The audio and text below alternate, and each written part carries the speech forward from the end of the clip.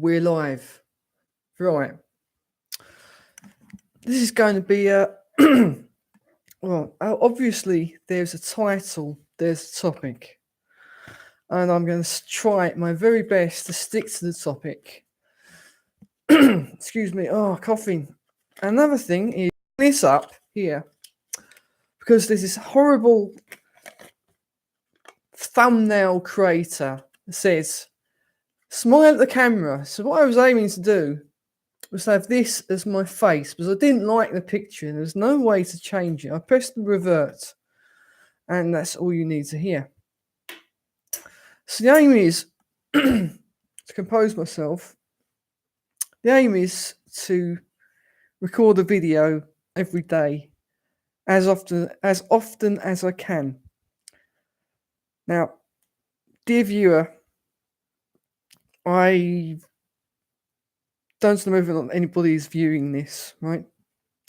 Dear viewer, it's very unlikely that this is going to be edited, but it's if there is a 10-minute video, be certain that it will be peppered with jump cuts. It will have subtitles, perhaps captions, just to elucidate upon points that I could have made better. This is an example of, how can I say, one broadcaster attempting to gain the composure to tackle a subject that is one that really is a sore spot, but also a positive thing. So, in lack of the stream title in front of me, I try my very best to make it as broad as possible. I would say that actually, essentially, really, this is the closest I have come to sexism in a live stream. Now, I thought that of the sexes, and I don't use this word gender because it's just sexes, sex, gender, it's the same fucking thing, right?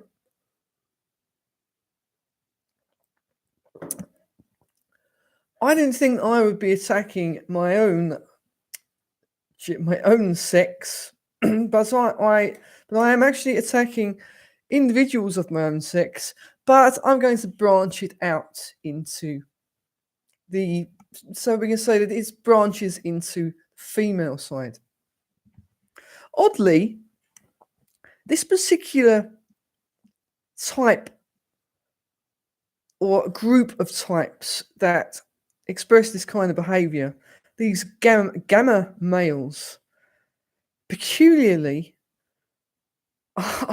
are rather like women.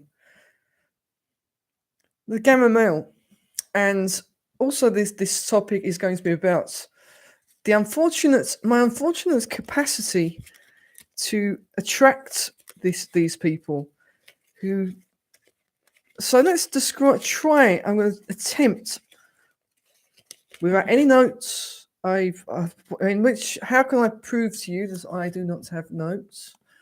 I'll prove to you, as you may not be privy to my broadcasting prowess. You have infinite regression. You have a desk here. Though I state I don't have any notes. I have well, I don't know if you call them upgrades. Maybe you'll call them sophisticated downgrades. I am gifted with this ability to hold in my mind I remind myself of a particular bullet point. I can hold a topic in my mind as long as it's important. And as it seems that the topics around and in which I digress, and from which I digress rather, the fact that they're so so frequent digressions are because They really aren't important. Now, this is important. I didn't contemplate. I didn't attach the gamma male. The gamma male is a type of man or young man. It maybe you may come across them in younger examples of them. They will tend to have trauma of some kind that, well, I'm not stating for 1 second that gamma male isn't the products of trauma, because they're the products of some kind of mistreatment. And I'll go into detail without before the gammas who will be watching this. I know one of them. I've associated with them. I have them hopefully no longer in my life. I'm not going to play into the gamma male's rather limited ability, and they underestimate their own abilities. They have limited abilities in a particular faculty. The gamma male could be confused with narcissists because they will show their their feeling of, or false feeling of superiority, because it isn't based upon any real facts or any real understanding of their own abilities. Rather, it's or intelligence, that they like to think of themselves as intellectuals. At the same time, they are silently sabotaging their own intellectual merits, their own abilities. They're the try-hard, the little boy who never really grows up, who, regardless, they've had this judgment placed upon them by a fosterer, a parent, a teacher. So their existence is a state of endless thirst. Of course, it will draw them in the direction of becoming perhaps very active scholars of some kind. It's all compensation. They will practice, very often they're practicing martial arts. They're practicing all kinds of things to build themselves up, because they view themselves, if they are really honest, when they aren't viewing a person who they choose to view as pathetic or below them, they are never as complete as they would hope to be. They'll never reach that. They will always, it's a striving without any real feeling of achievement, because their achievements are simply choreographed. They are functions. It's like somebody who, in lack of a good pursuit in life, will hammer nails into the wall just to claim that they are superior in their ability to hammer nails. It is, how to say, it's abundance rather than depth. They'll learn things just to remind themselves, or just to console themselves that they're not actually stupid. And in many cases, in my experience of the ones I've met, most of them haven't been stupid. However, the fact that they need to attach themselves to people who have insecure intellectual superiors does suggest they're not as clever as they would like to think they are. Tell the gamma male something that you're interested in, a book, a film, why it has depth, a fact they don't know. Gamma will interpret that as you wanting to show how much cleverer you are than other people. Though in other people, because this gamma male oddly fools himself into believing that he speaks for a majority, unable to separate himself from his abusive fosterers or teachers, figures of authority. They wish to state, because they feel utterly abnormal, they have been traumatized, they have not got over the trauma.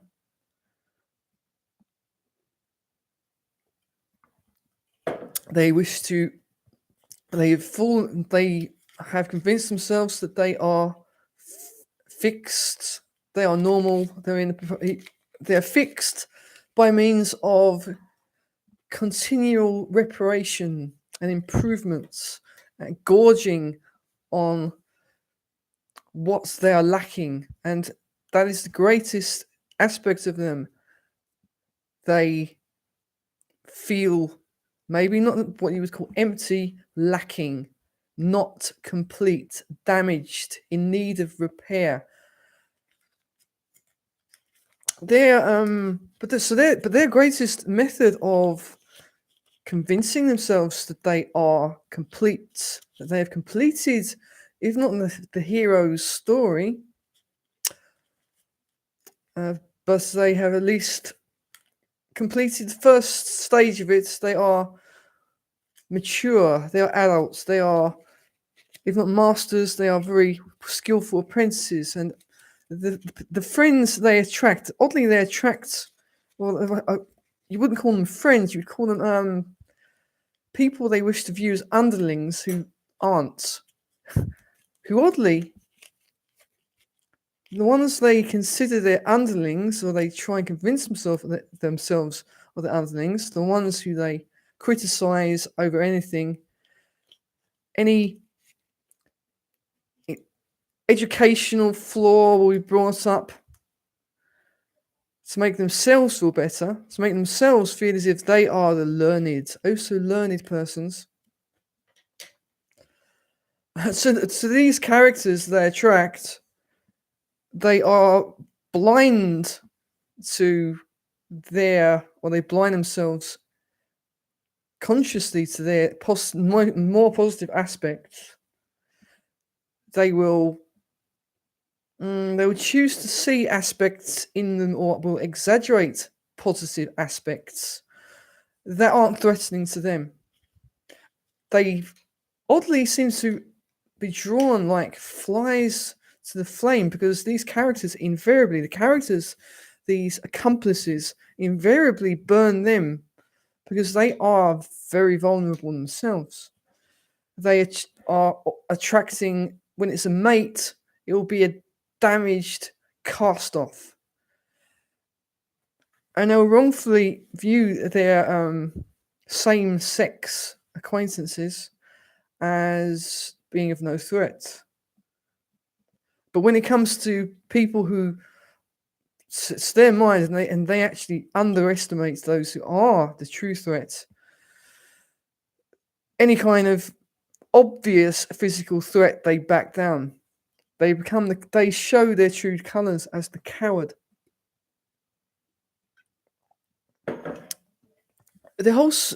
One has to talk in another language with the gamma male, because one is walking on eggshells. No. To use a better metaphor, one is walking across not just a minefield, a field for the testing of minds, because a minefield, of course, has gaps in it. It is possible to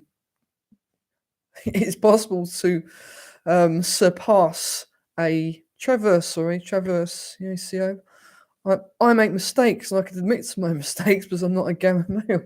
To traverse a minefield, so we can say it's okay. So they are to communicate with them is to walk across a minefield blindfolded. It is to be in presence of a foreigner, regardless of whether or not the person is of a different culture.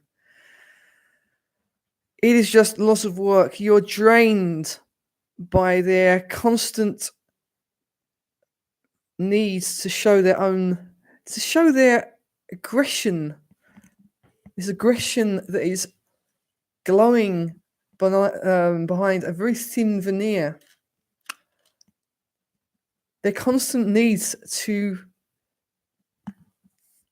show what is their territory. And even when they are acting pleasant, and of course they act pleasant to test the boundaries, right? To make sure that you will stay. They drain one. Their existence, their presence is draining. They're psychic vampires, truly are psychic vampires. In every conversation with them, if they don't have a hidden agenda to what they're talking about, very often they'll come up with an interest, which of course they have to show their depth of knowledge in this area. It's draining. Everything about them is draining. And they have, when you observe their social demeanor, their circle of acquaintances, they have few to no friends. Sorry, let me edit that. They have no friends. One of their parents may be a kind of a friend or a confidant. They seem to be rather terrified of their parents.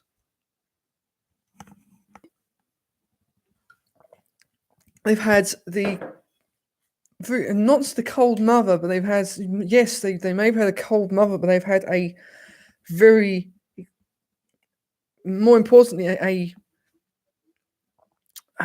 a critical father. It was never good enough. And in the absence of the father, they take over that place because they become something of a surrogate father to themselves. Because they're a child, they aren't married, are they? They have to look after themselves. And they really don't like it when there's any suggestion that the person who they've denoted or have decided is their lesser, their underling, helps them. They get scared. And the funny thing is because they test the boundaries and somewhat, they secretly on one level know that these so-called underlings are a threat. They want this threat that is, they misconstrue as being manageable. So they can test this threat. They are powerless when they really are honest with themselves. They are honest with themselves sometimes. They can be honest in many ways. They know that their underling can damage them. The underling has a much deeper insight into their psychology than they have into their own. Their nights are troubled. The underling, quote unquote underling, has, as I said, a deep insight into their psychology. Oddly, because these underlings tend to be empathic individuals. They can judge horse flesh. They can judge. They can see. Was the gamma can tell. Rather can tell who they perceive as being a non-threatening. Won't upset their false image of themselves. They aren't very good judges of character. They associate themselves with scum, actually. If they answer the underlings, they're scummy types of all types, just as long as they aren't threatening or seemingly threatening. The process by which they suck energy, I don't understand. I'm not going to go into the metaphysics of it. When you come in contact with them, you feel a sense of aversion. There's something of the I don't really like to come up with film analogies but it's something like coming in contact with a vampire or a wraith. I don't mean of the wraiths as depicted in Lord of the Rings, but a phantom with flesh, something that creeps out from the shadows. And when the gamma tries to break the ice in their rather pathetic way, their body language is pathetic. There's something as strident as they can convince people to believe they are. There's something deeply pathetic about the gamma male. Because they draw, and in their sapping of psychic energy, oddly lacking talents that have had any genuine passion poured into them, they upset the thought processes of their chosen their chosen host, their chosen food, so to speak. Please don't get me wrong. I'm not talking about the sociopath or narcissist. They aren't sociopaths. Their their emotions are genuine. They are very sensitive people in many ways. Their their emotions are very clear. Their emotions are infantile, as they are. So the people who they wish to, who they think, they convince themselves they are helping, they are protecting, they become so tired, so angry at the subtle or not so subtle ways of questioning the intelligence or knowledge or the education of their acquaintances. They soon grow to despise them, but they feel they have to hang on to help them. They may find that the gamma ray is useful in some way. They so they convince themselves they're helping others. They're helping those who they view as being damaged in some way. When in fact these people their acquaintances feel very sorry for them. They feel indebted to them because they see how damaged these people's psychologies really are. Ah, so when you separate yourself from the gamma male, because they were maybe you lose it, you tell them I don't want these. And let's go into a description of how they undermine people's intelligence or what they do. I would say to the gamma male, I don't like football. And the gamma male will try and use some kind of pseudo psychology and will tell the acquaintance who isn't really an acquaintance, somebody who actually really knows in his heart of hearts he doesn't want to be with the gamma, why that is. They'll say something like, oh, you don't like football because you view it as too working class, or oh, it's because of money. Well, let's think of something else. What we don't like. Better examples. Authors, filmmakers, and why your taste is poor because they know there's a hidden agenda. When in fact, the only person who has hidden agendas are the gamma males. There's no hidden agenda. Sometimes people just don't like something, and there isn't a very clear reason. They find certain things boring, but there's a deep and malign reason why someone doesn't like a book. You probably don't like that because it's political, or another thing they'll say, because you secretly think you could write a better book than they could, or you just envy their success, or in the case of footballers, you envy their money. There's a lot of envy with the gamma male, and they project that onto other people. For the record, I never got to say this to the Gamma Male who came out with something like that. Main reason why I don't watch football is I just never got into it. I never really thought that much about how much. I never really thought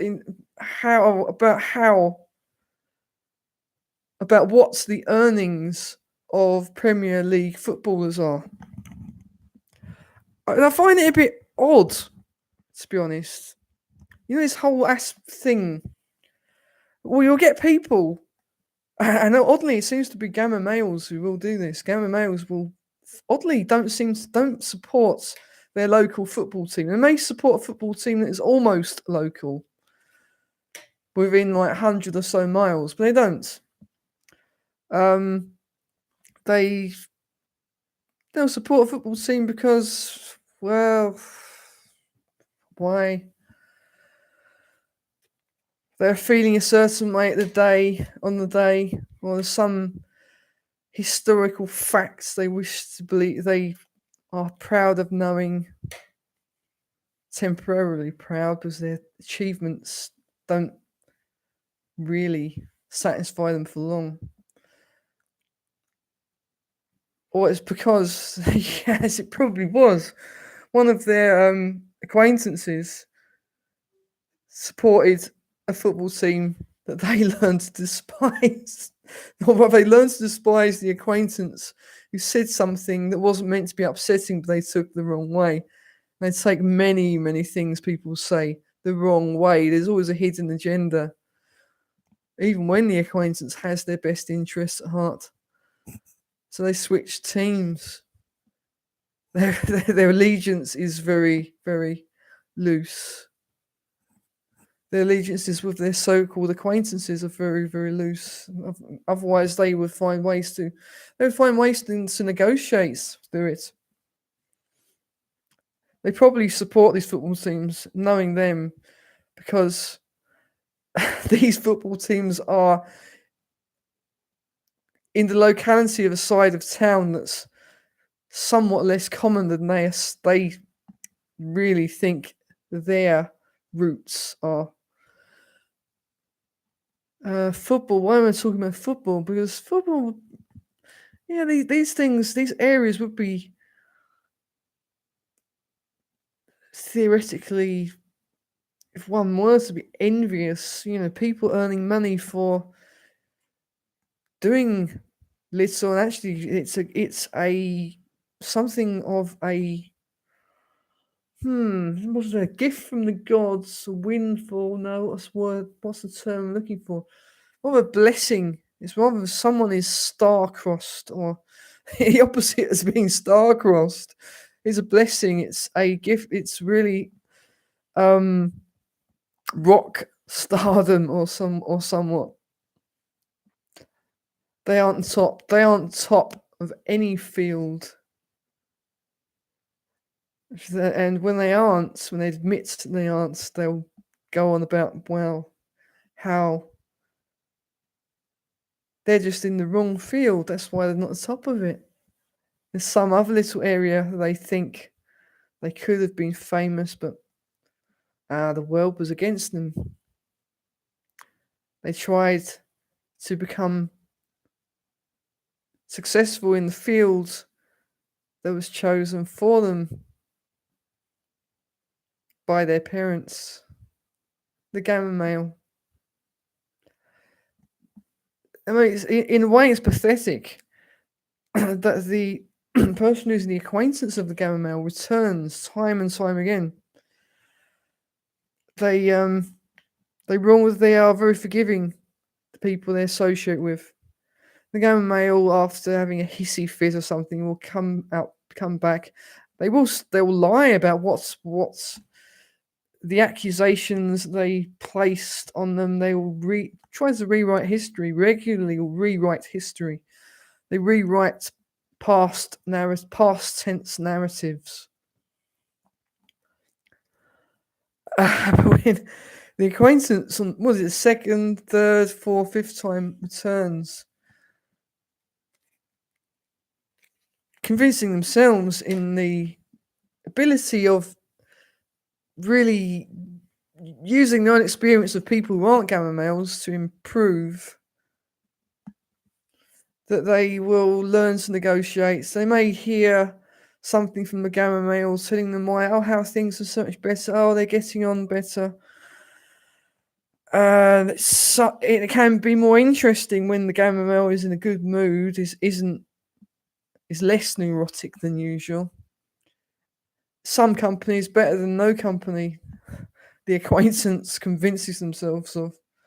But as I've learned, I've been reminded of recently, no, absence from the gamma male is far more enjoyable than their presence.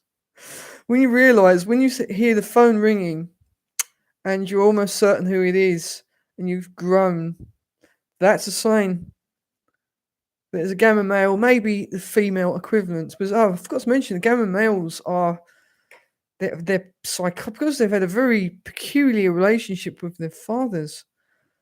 They are like women, like psychologically twisted composites of male and female, the worst parts of female, and rather undeveloped, impulsive components of a male, of course, the body of a male. They may build their bodies up in some way and be very proud, and well, not proud of it, but they sort of have to. They have to prove their bodies, this suit of armor is up to standard, and they're disgusted at those who don't do that. They're workhorse. If they're not doing things all the time, if they're not acting pugilistically, something isn't right. They are mad. Their way is madness, because their problems are the products of the same behavior repeated time and time again. Sleepless nights, bickering and envy. They need to, and they won't ever take this advice, write down a list of their own talents and forget the list and come back to it and just question their own thoughts, question their own conflicting thoughts, and actually give themselves a rest and maybe consider that actually existing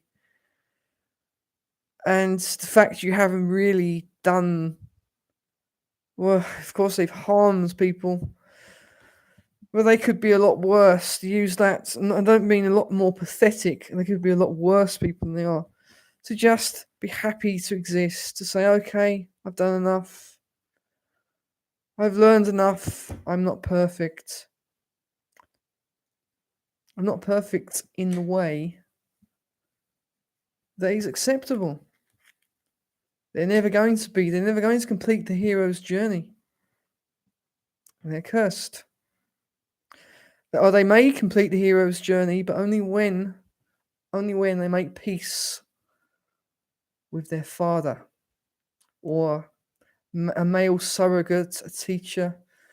They have to make peace with the master who didn't act in the correct way.